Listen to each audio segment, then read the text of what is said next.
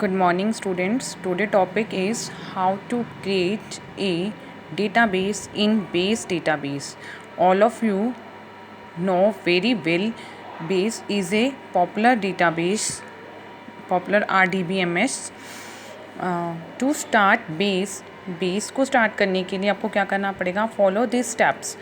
First you have to click on start, then all program, after that open office, then open office base.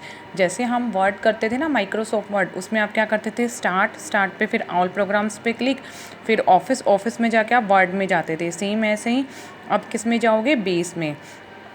ठीक है, तो जैसे ही आप base पे click करोगे तो एक विंडो ओपन हो जाएगी.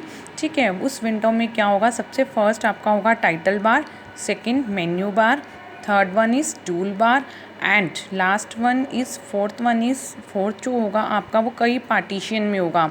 लेफ़्ट में जो पार्टीशन होगा वो होगी डेटाबेस विंडो, राइट में ठीक ऊपर टास्क होगा, उससे नीचे आपका टेबल्स होगा. आफ्टर दैट क्या होगा तुम्हारा? Status bar. देखो, जब हम एक्सेल करते थे, वर्ड किया हमने, तो सब में जब भी हम उन वर्ड में कुछ टाइप करना होता है, एक्सेल में कुछ टाइप करना होता है, तो सबसे पहले हम क्या करते हैं? उन विंडोज़ को ओपन करते हैं. तो ऐसे अगर डेटाबेस के अंदर आपको एक डेटाबेस बनाना है तो हमें क्या करना पड़ेगा? सबसे पहले उस बेस डेटाबेस को ओपन करना होगा. तो ओपन करने के लिए आपके सिस्टम में ध्यान रखना ये इंस्टॉल होना चाहिए. नहीं है तो आप इंस्टॉल कर लेना इसको गूगल पे सर्च कर. तो कैसे करोगे? सबसे पहले start all programme, open office, फिर ओपन ऑफिस बेस, फिर ये विंडो ओपन हो जाएगी. टाइटल बार आपको मालूम है क्या होता है? टाइटल बार में क्या होता है? सेम ऐसे जैसे वर्ड और एक्सेल में मैंने आपको बताया था कि टाइटल बार क्या करता है? सबसे पहले सबसे टॉप मोस्ट होता है हमारा बार, और ये किसको डिस्प्ले करता है? नाम से पता चल रहा है, टाइटल. जो भी आप डेटाबेस बनाओगे उसका जो भी नाम दोगे वो कहाँ पर शो होगा? टाइटल बार में. It display the title. Second one is menu bar.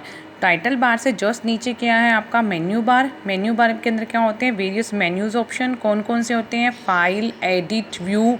All of you know very well, यही सब मैंने वर्ड में करवाए थे ना, तो मैं एक्सेल में सेम वही ऑप्शंस होंगे.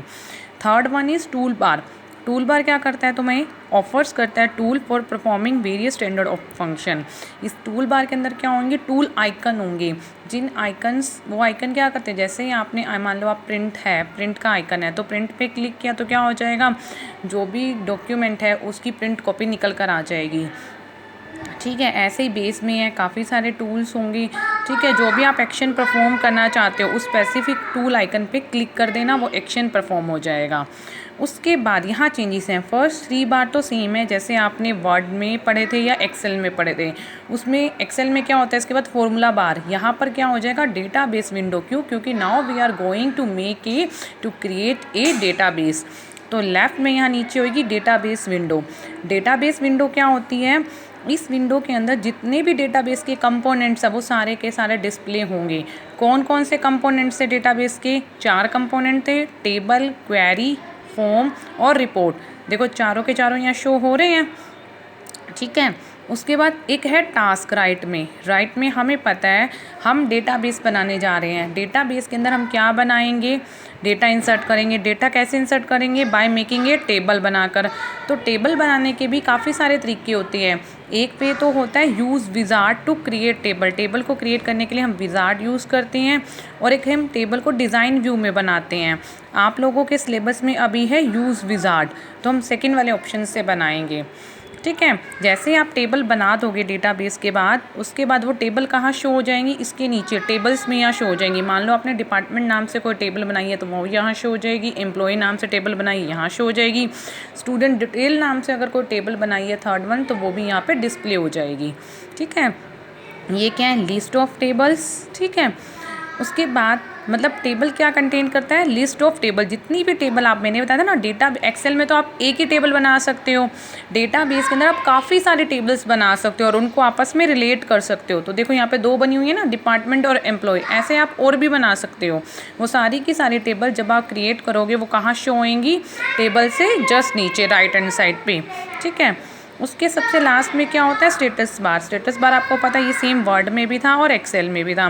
ये क्या बताता है, आपके डेटाबेस की प्रोसेसिंग, कि डेटाबेस की प्रोसेसिंग क्या है, आपका डेटाबेस के अंदर कोई डेटा ऐड कर रहे हो, वो ऐड हुआ या नहीं हुआ, कुछ चेंजेस कर रहे हैं। मान लो हमने एक रिकॉर्ड इंसर्ट किया था, झांसी का फादर नेम, मदर नेम और झांसी के मार्क्स वेरियस सब्जेक्ट में।